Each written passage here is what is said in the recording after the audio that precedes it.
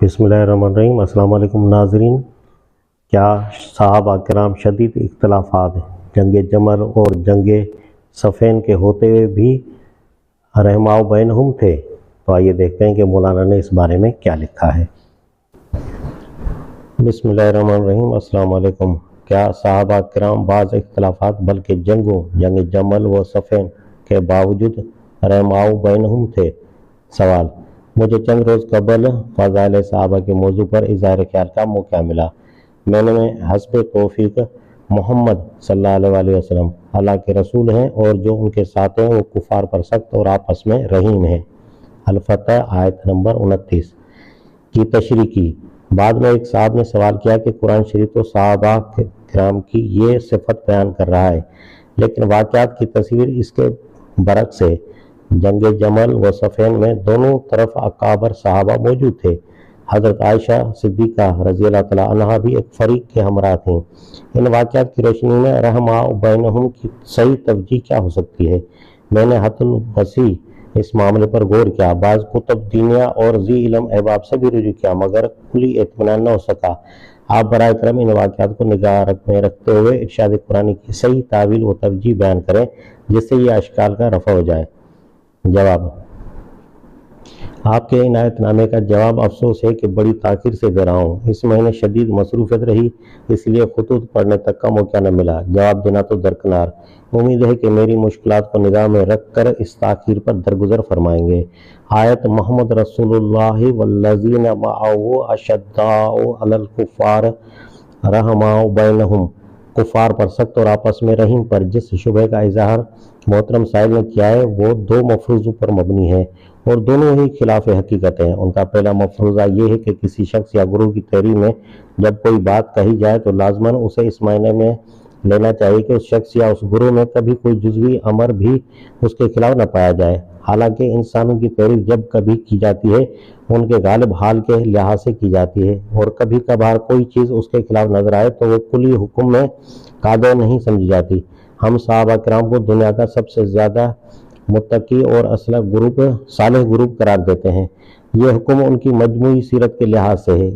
اس کا یہ مطلب نہیں ہے کہ اس گروہ میں کبھی بشرت کے تقاضوں سے جزوی کمزوریوں کا سرے سے ظہور نہیں ہوتا تھا۔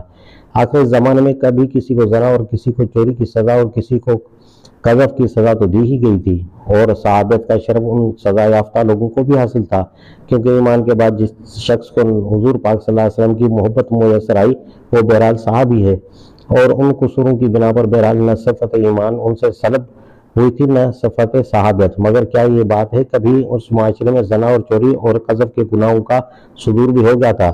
اس مجموعی حکم میں قاعدہ ہو سکتی ہے کہ وہ معاشرہ صلاح و تقوی میں اس بلند ترین مرتبے پر پہنچا ہوا تھا جس پر کبھی کوئی انسانی معاشرہ نہیں پہنچا۔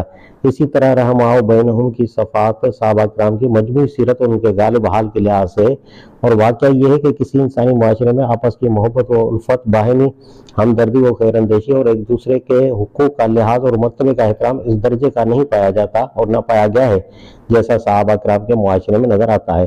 مجموعی طور پر دیکھا جائے تو ان کے اندر یہ صفات انتہائی ممکن کمال تک پہنچی ہوئی نظر آتی ہیں جس کا کسی انسانی معاشرے کے حق میں تصور کیا جا سکتا ہے، لیکن انسان جب تک انسان ہے ان کے اندر بہرحال کبھی نہ کبھی اختلافات پیدا ہو سکتے ہیں، اور وہ اختلافات لڑائی جھگڑے کی صورت بھی اختیار کر سکتے ہیں۔ صحابہ کرام انسانی تھے، عالم بالا سے کوئی فوق البشر مخلوق یا حضور صلی اللہ علیہ وسلم کی صحبت و معیت کے لیے اتر کر نہیں آئی تھی۔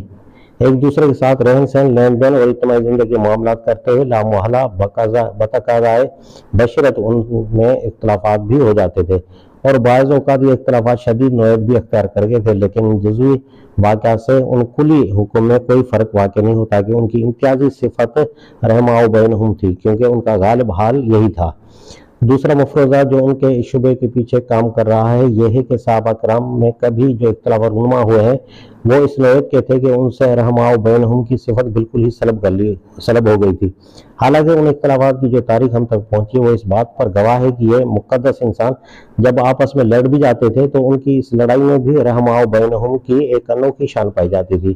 بے شک وہ جنگ جمل و صفین میں ایک دوسرے کے خلاف نبرد آزما ہوئے تھے، مگر کیا دنیا کی کسی خانہ جنگی میں آپ فریقین کو ایک دوسرے کے ساتھ لڑتے ہوئے بھی ایک دوسرے کا وہ احترام ملحوظ خاطر رکھتے دیکھتے ہیں جو ان بزرگوں کی لڑائی میں نظر آتا ہے؟ وہ نیک نیتی کے ساتھ اپنے آپ کو حق بجانب سمجھتے ہوئے لڑے تھے، نفسانی عداوتوں اور اغراض کی خاطر نہیں لڑے تھے۔ انہیں افسوس تھا کہ دوسرا فریق ان کی پوزیشن غلط سمجھ رہا ہے اور خود غلط پوزیشن اختیار کیے ہوئے بھی اپنی غلطی محسوس نہیں کر رہا ہے۔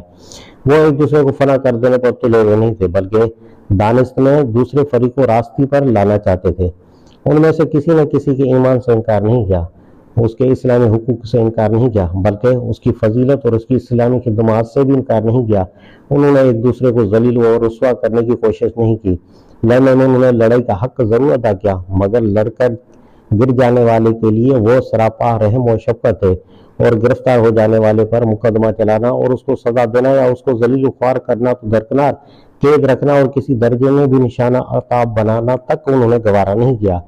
ذرا دیکھیے، این موقع پر جبکہ جنگ جمل میں دونوں فوجیں آمنے سامنے کھڑی ہوئی ہیں، حضرت علی رضی اللہ تعالیٰ عنہ حضرت زبیر رضی اللہ تعالیٰ عنہ کو پکارتے ہیں اور وہ ان سے ملنے کے لیے نکل آتے ہیں۔ دونوں میں سے کسی کو بھی دوسرے سے یہ اندیشہ نہیں ہوتا کہ وہ اس پر اچانک حملہ کر دے گا۔ صفوں کے درمیان ایک دوسرے بغل گیر ہو کر روتے ہیں۔ دونوں طرف کی فوجیں دیکھ کر حیران رہ جاتی ہیں کہ یہ ایک دوسرے سے لڑنے آئے تھے اور اب گلے مل کر رو رہے ہیں۔ دونوں تنہائی میں بات کر کے اپنی اپنی فوجوں کی طرف پلٹ جاتے ہیں۔ حضرت علی رضی اللہ تعالیٰ عنہ کی فوج والے ان سے پوچھتے ہیں کہ امیر المومنین، آپ ان لڑائی کے موقع پر ننگے سر ایک شخص سے تنہا ملنے چلے گئے۔ جواب میں فرماتے ہیں، جانتے ہو وہ شخص کون تھا؟ وہ صفیہ ام رسول اللہ کا بیٹا تھا۔ میں نے اس کو رسول اللہ صلی اللہ علیہ وسلم کی ایک بات یاد دلائی۔ اس نے کہا، کاش یہ بات مجھے پہلے یاد آ جاتی تو میں آپ کے مقابلے میں لڑنے نہ آتا۔ لوگ اس پر کہتے ہیں کہ الحمدللہ اے امیر المومنین، یہ رسول اللہ صلی اللہ علیہ وسلم کے شہ سوار اور ہواری ہیں، ہم کو انہی کا سب سے زیادہ خوف تھا۔ دوسری طرف حضرت زبیر رضی اللہ تعالیٰ عنہ پلٹ کر اپنی فوج میں جاتے ہیں اور کہتے ہیں کہ شرک اور اسلام میں جب کبھی لڑائی میں شریک ہوا ہوں، مجھے اس میں بصیرت حاصل تھی، مگر اس لڑائی میں نہ میری رائے میرا ساتھ دیتی ہے نہ بصیرت، اور یہ کہہ کر وہ فوج سے نکل جاتے ہیں۔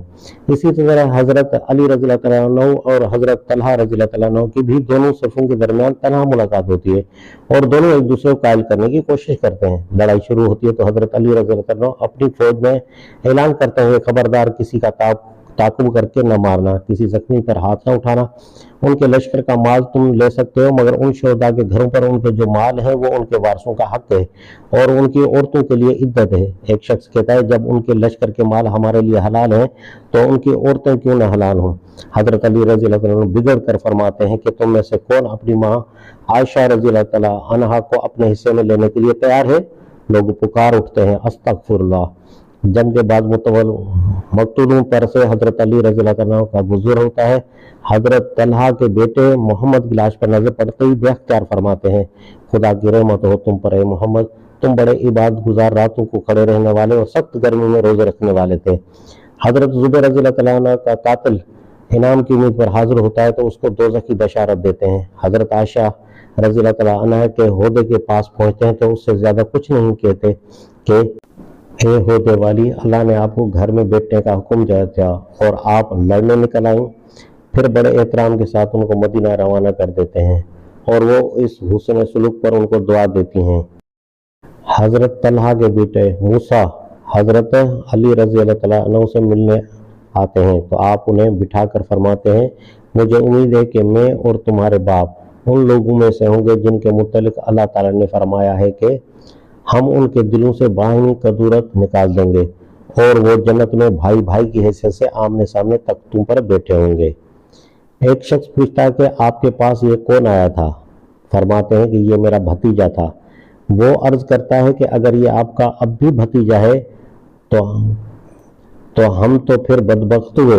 اس پر ناراض ہو کر حضرت علی رضی اللہ تعالیٰ عنہ فرماتے ہیں، تم پر افسوس، اللہ تعالیٰ نے اہل بدر کو پیغام دیا ہے کہ پس فرمایا ہے کہ جو چاہے عمل اختیار کرو، اللہ نے تم سب اہل بدر کی مغفرت فرما دی ہے۔ دیکھیے، یہ شان تھی ان لوگوں کی آپس کی لڑائی، ایک دوسرے پر اٹھا کر رحم و بہم ہی رہتے تھے۔ ان کے دلوں میں ایک دوسرے کی قدر، عزت، محبت، اسلامی حقوق کی مراعات اس شدید خانہ جنگی کی حالت میں بھی جوں کی توں برقرار رہی۔ اس میں یکسر موقع فرق نہ آیا۔